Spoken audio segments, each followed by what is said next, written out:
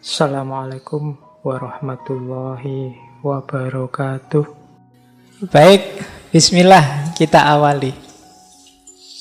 Nah, untuk kebudayaan, banyak orang menganggap beliau ini gaya berpikirnya itu gaya berpikir Renaisan ala humanisme modern.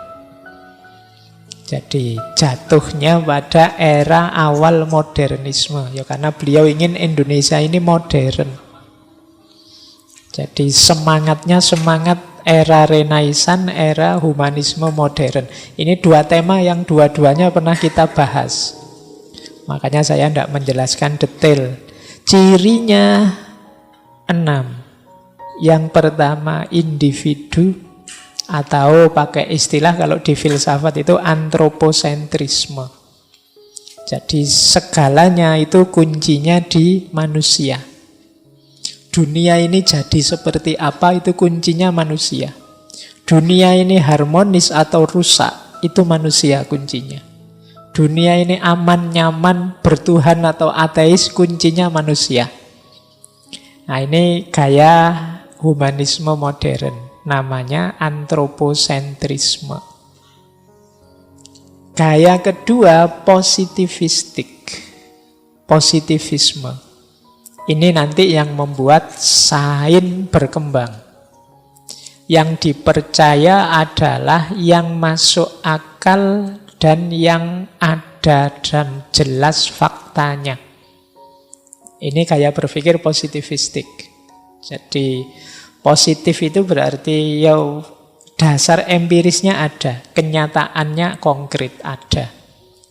Makanya kalau dalam hukum itu kita diminta hukum positif atau bukti yang positif. Itu berarti bukti yang jelas, nyata, konkret. Tidak andai-andai, tidak kira-kira. Ini namanya positivisme. Ini yang diinginkan oleh Sultan Takdir nanti. Jadi bangsa Indonesia yang ilmu pengetahuannya berkembang. Cara berpikirnya yang rasional, yang empiris. Yang masuk akal, yang punya basis empiris.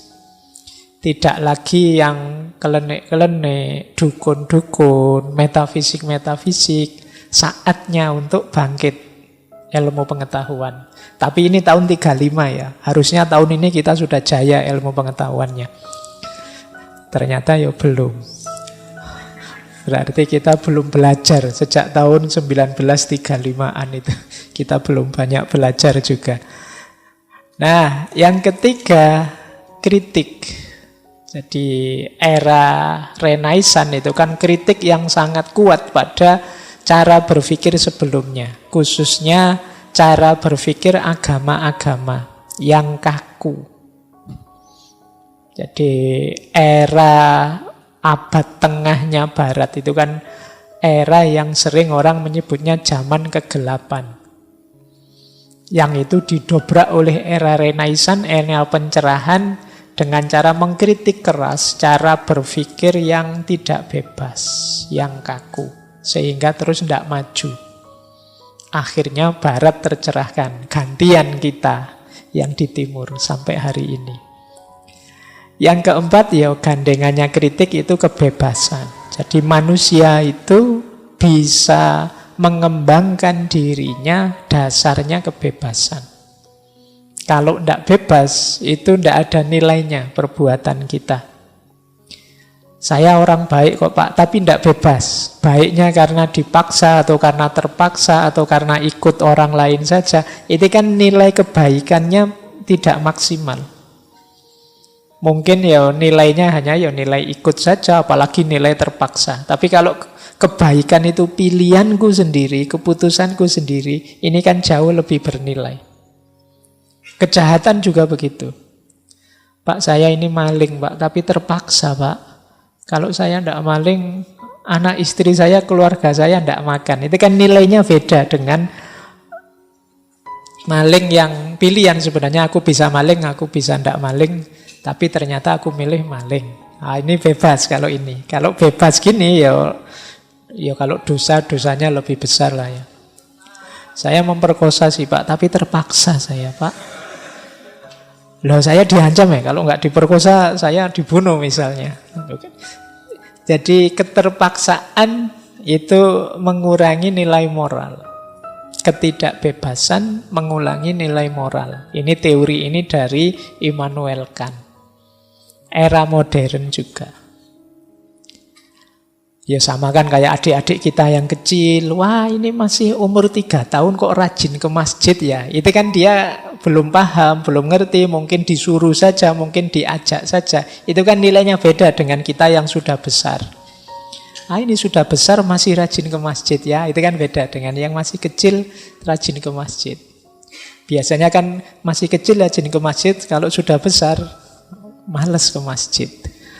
Nah, jadi ini yang nomor 4 yang dikembangkan oleh Sultan Takdir itu kebebasan. Yang nomor 5 tentu saja kemajuan.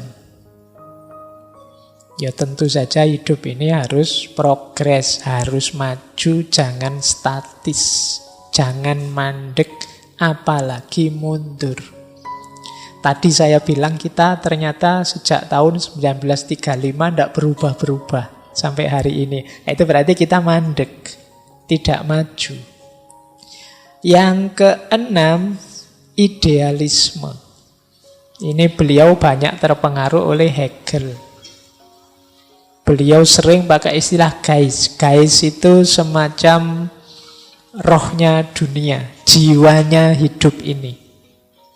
Itu namanya Geist. Jadi hidup ini ya selalu berkembang, ada ruhnya. Ya kayak hari ini misalnya, dunia hari ini itu ruhnya itu digital. Kayak berpikir digital, apa-apa sambungannya digital dan lain sebagainya. Dulu apa, sekarang apa, berubah. Terus ini idealismenya Hegel kan begitu. Dulu kita pernah belajar filsafat sejarahnya Hegel.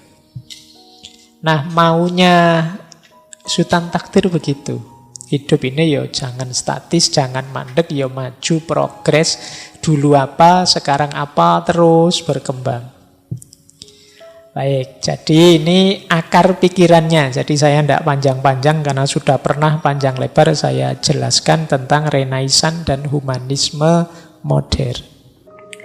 Oke, untuk malam hari ini saya cukupkan sekian dulu.